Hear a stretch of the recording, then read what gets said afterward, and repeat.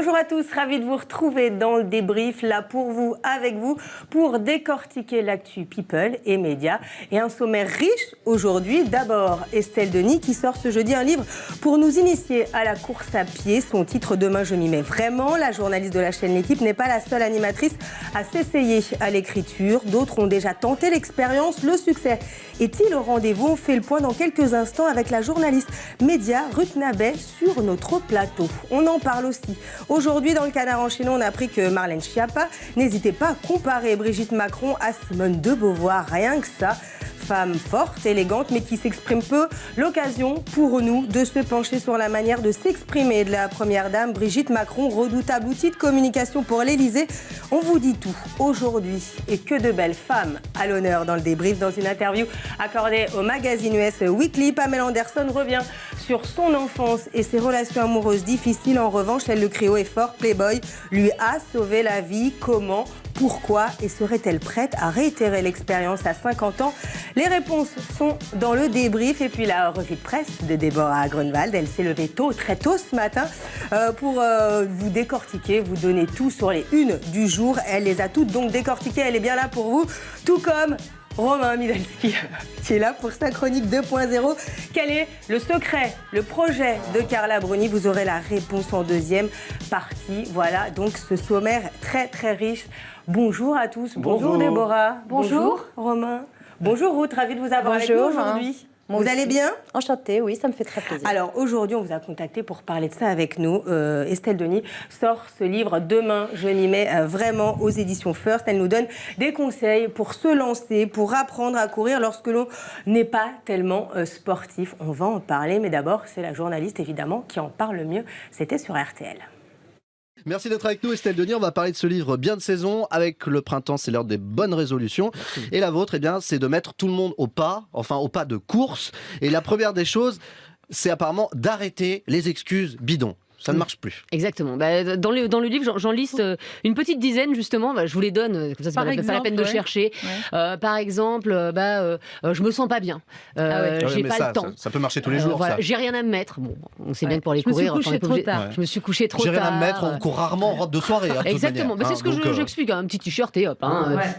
Alors on imagine bien Estelle Denis avoir l'envie, mais pas la motivation. Comment va-t-elle faire pour donner l'envie aux gens de courir? Il faut juste avoir un déclic. Alors ça va certainement marcher, mais ce n'est pas la première animatrice, voire animateur même, qui tente le coup. Il y en a eu d'autres qui, donc, à la télévision, s'est mis à l'écriture. Et quoi? C'est quoi leur thème de prédilection finalement quand on est animateur et qu'on se met à écrire un livre?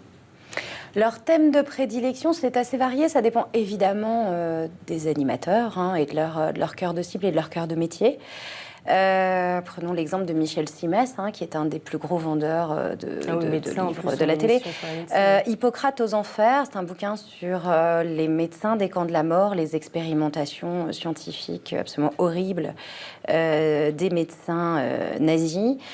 Bon, alors déjà précisons que Michel Simès... C'est un peu l'histoire finalement, c'est pas la médecine à proprement parler comme dans son émission. Donc là, il y va. Il y a eu aussi la médecine. Il y a eu un livre dernièrement sur le cerveau qui a bien fonctionné aussi. Oui. Okay. Mais disons que Michel Simès, il est médecin, il est enfant de déportés, donc le sujet le concerne au plus haut point. Ça explique parfaitement pourquoi ce livre est un best-seller. Je crois qu'il en a vendu 112 000 exemplaires, quelque chose comme ça.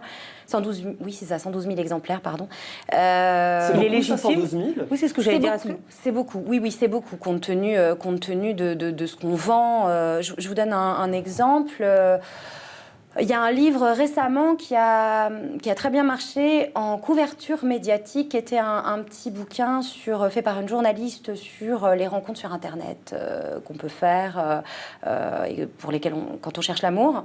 Alors, une couverture magnifique, médiatique, elle a eu les plus gros médias, mais alors en vente, ça a été... des clopinettes, quoi. Prenons un Benjamin Castaldi, par exemple, qui est pourtant très très connu. Ouais, ça n'a pas marché du tout. À peine 4 000 exemplaires. Pour l'instant, tout va bien. C'est pas l'avis de son éditeur. Et pourquoi alors les éditeurs continuent de faire appel aux animateurs télé s'ils ne vendent que 4 ou 5 000 exemplaires? Donc je sais que Michel Simès en a vendu plus de 110 000, mais pour le cas de Benjamin Castaldi ou d'une Audrey Pulvar, ça avoisine les 3, 4, 5 000 exemplaires. Comment on explique que les éditeurs font toujours appel à eux? Alors, disons que c'est plutôt une relation qui va en double sens. C'est-à-dire Michel Lafon, dont il y a un très bon papier dans l'Express qui est paru sur Michel Lafon, un portrait, voilà, qui est l'éditeur, on va dire, populaire, hein, même s'il essaye de se défaire de cette étiquette. Il a un concurrent qui s'appelle O-Édition. Ce sont les deux principaux éditeurs qui aiment bien aller chercher des animateurs télé, des personnalités télé. C'est vrai que ce n'est pas des grandes maisons d'édition. Et Michel Lafon dit qu'il a installé sa maison d'édition sur l'île de la Jatte à Neuilly pour être justement à côté des chaînes. Ce qui prouve bien qu'il y a une interaction entre les deux mondes, celui de l'audiovisuel, celui du livre, qui se fait facilement. Mais il n'y a pas que ça. Ce qui est important aussi, c'est que déjà, quand on est animateur télé ou animatrice télé, on a un nom. Donc déjà, pour communiquer, c'est plus facile. On est plus facilement invité sur les plateaux télé, en radio, pour en parler. Facilement. Et en plus, au-delà de ça, je pense par exemple à Karine Le Marchand, qui a fait un bouquin qui s'est placé en tant que coach pour célibataires. Ils ont des émissions qui sont des produits. Donc avant d'être un ouvrage, c'est un produit. Stéphane Plaza sort un bouquin pour mettre Vous voulez en dire avant qu'on va chercher le million de téléspectateurs qu'il faut à chaque fois. Ça sert davantage finalement l'animateur. Qui fonctionne et l'animateur n'est qu'un prétexte en fait. C'est à double sens. C'est-à-dire que l'animateur, ça lui permet de faire un petit coup d'appel aux chaînes et de dire ça lui donne l'occasion de se mettre en avant, d'avoir une actualité, de s'inventer une actualité. Même pour Michel Drucker. Même pour Michel Drucker. Michel Drucker expliquait dans un papier du Parisien il y a quelques jours qu'il ne savait pas du tout ce qu'il allait faire à la rentrée. Son contrat qui devait être signé là au mois de mars a été la décision a été reportée de quelques semaines. Bon, on se fait pas de soucis pour Michel Drucker, mais bon, il a quand même un certain âge. Il précise aux journalistes qu'il interviewe qu'il a des projets de spectacle, mais aussi d'un autre bouquin. Ça les Michel populaire, pour ceux qui ne le sont pas encore, ça les fait passer dans une autre dimension. Pardon.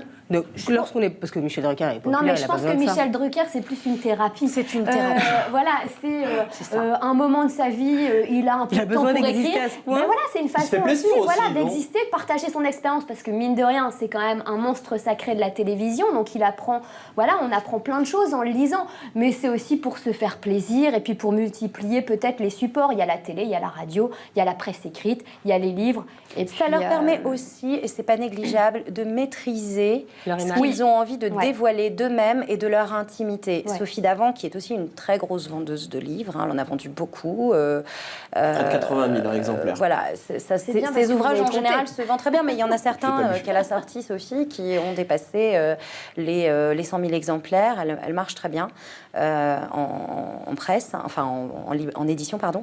Elle a dévoilé des choses sur Journal d'une quinca, elle dévoilait beaucoup de choses sur sa sexualité, sur le désir, sur le fait qu'elle a déjà été tiraillée entre deux hommes. Ça, c'est pas des choses qu'elle va dire face caméra le matin. Coucou, c'est moi, alors je vais vous parler. Mais dans le cas d'Estelle Denis, alors quel est l'intérêt pour elle de sortir un livre? Elle a envie de revenir sur une chaîne hertzienne, par exemple? Parce qu'on sait qu'elle anime une quotidienne sur l'équipe, qui a une audience plutôt confidentielle. Est-ce qu'aujourd'hui, sortir un livre comme celui-ci va lui permettre de renouer avec le grand public? Moi, je pense que c'est surtout pour arrêter de se coucher tard à cause du poker.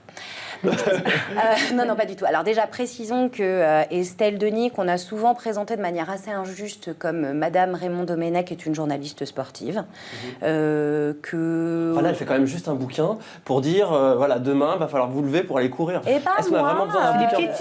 C'est moderne, c'est mignon, ça se lit vite. Me mettre sur un tapis de course ou à aller courir, je trouve que c'est pas du tout une mauvaise initiative d'encourager les gens à aller courir. Encore une fois, alors quand on lit son bouquin, on est dans le fauteuil. Vous parlez d'arrêter le poker la nuit, justement, on peut se demander à quel moment ils écrivent leur bouquin, puisque finalement ils sont à la télévision la journée. Estelle Denis a un peu plus le temps maintenant, elle a juste l'équipe. Non mais c'est vrai, non mais il faut être honnête. En tout cas, Audrey Poulevard, elle a la réponse, regardez, écoutez.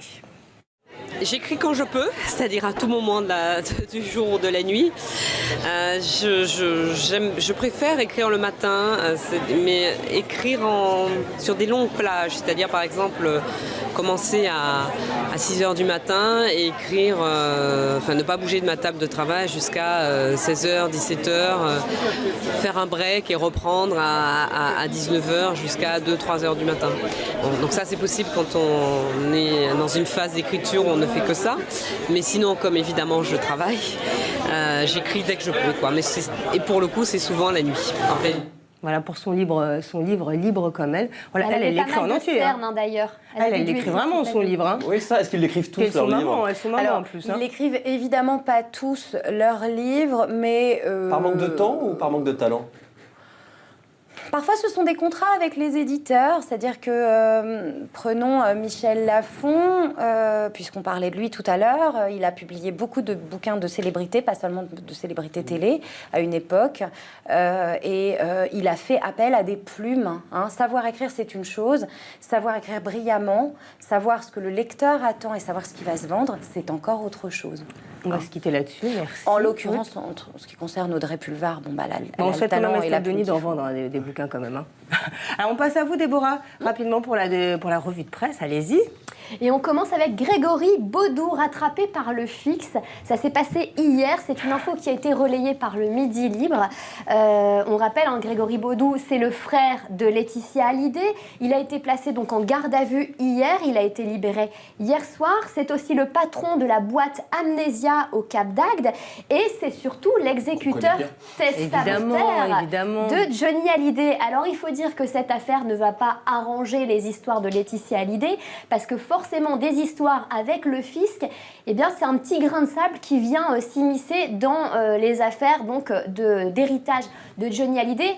Alors que ce sont deux histoires complètement distinctes et complètement différentes. Mais en termes d'image, c'est un petit peu compliqué.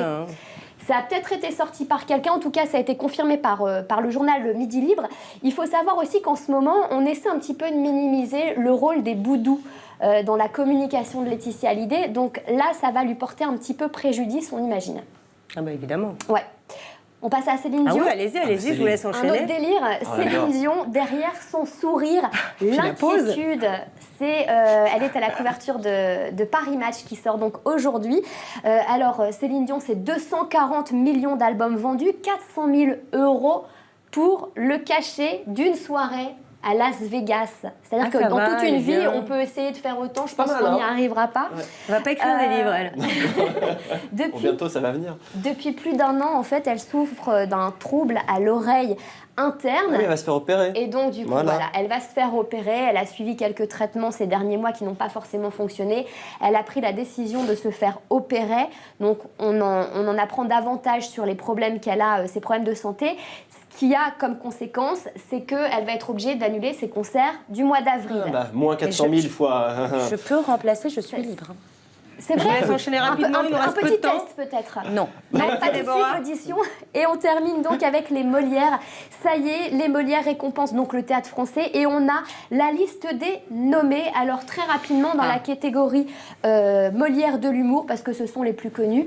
On retiendra Jérôme Commandeur dans le spectacle Tout en douceur, Jamel Debbouze pour le spectacle Jamel ou jamais. Il y a également Patrice Eboué qui sera nommé dans cette catégorie, Blanche Gardin. Je parle toute seule. Et Manu Payet moi, j'aime bien Blanche. dans Emmanuel. Et moi, Jérôme Commandeur. La cérémonie est à suivre le 28 mai prochain sur France 2 en deuxième partie de soirée. Merci. Il faut savoir que dans les chiffres questions audimat, ça tourne aux alentours de 1 million de spectateurs. Je suis obligée de lancer la pause. On y va. Restez avec nous, deuxième partie. Merci Déborah. Merci Ruth. Merci. À suivre évidemment dans le débrief, Marlène Schiappa qui ose la comparaison, comparer Brigitte Macron à Simone de Beauvoir. Et puis Pamela Anderson sera aussi dans le débrief. Elle le dit, Playboy lui a sauvé la vie. Et puis aussi à suivre évidemment la chronique 2.0 de Romain Midolski. À tout de suite.